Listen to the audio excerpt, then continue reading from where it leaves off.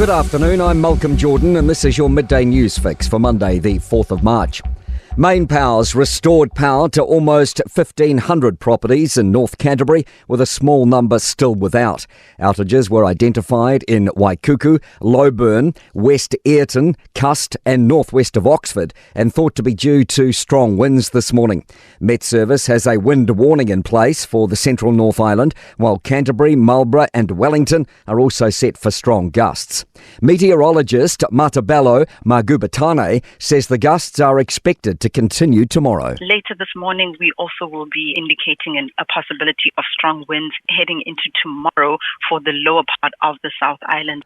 A man's in custody and police have launched a homicide investigation after a man died in the far north. Emergency services were called to reports of a stabbing at an Iwi Toa Road property in Mangamuka around 9 last night. Thomas Rice has more. Police say a 50-year-old man's been arrested and is assisting them with their inquiries. They say it appears to be an isolated incident and they'll have an increased presence in the area while a scene examination's completed. Police will release the details of the deceased in due course and are encouraging anyone with information to come forward. A heritage expert's not necessarily surprised at the $30 million price tag to fix up the Prime Minister's residence. A report into Premier House suggests multi-million dollars of investments needed on the heritage site, which dates back to 1843. Christopher Luxon's politically U-turned on the topic, now saying he'll pay back the thousands in accommodation supplement used to live in his own apartment rather than Premier House. Heritage New Zealand Chief Executive Andrew Coleman believes the site's age contributes to the cost. Along with the fact that it's a multifunctional property, it's got a cottage residence for the Prime Minister, it's got other residences for dignitaries, it's got function facilities. A belief for rehab programs for remand prisoners will push them towards getting a job.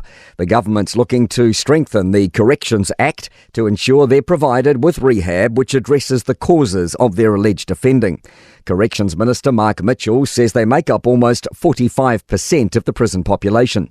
Corrections Association President Floyd Duplessis told Mike Hosking these programs must include vocational training. It's all good and well teaching people certain things because it's nice to give. But what are those programs that'll give them skills that will actually land them a job?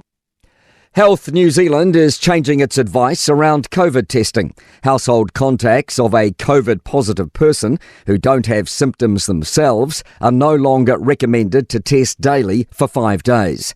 Only household contacts who develop one or more COVID symptoms are recommended to stay at home and test. Health campaigners have requested an urgent meeting with Associate Education Minister David Seymour after he confirmed he's reviewing the free school lunches program. To sport, Kiwi runner Geordie Beamish has joined Hamish Kerr in winning gold at the World Indoor Athletics Champs in Glasgow. Beamish has claimed victory in the 1,500 metres after Kerr earlier claimed the men's high jump with a best leap of 2.36 metres.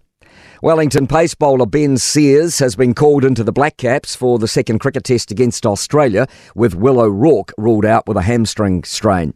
And Ari Savia has scored 4 tries as Kobe blitzed Toyota Verblitz 57-22 to move into the top 4 in Japan Rugby League 1. I'm Malcolm Jordan, that's your latest news fix. We'll be back with the next update at 5 p.m. from the Newstalk ZB newsroom.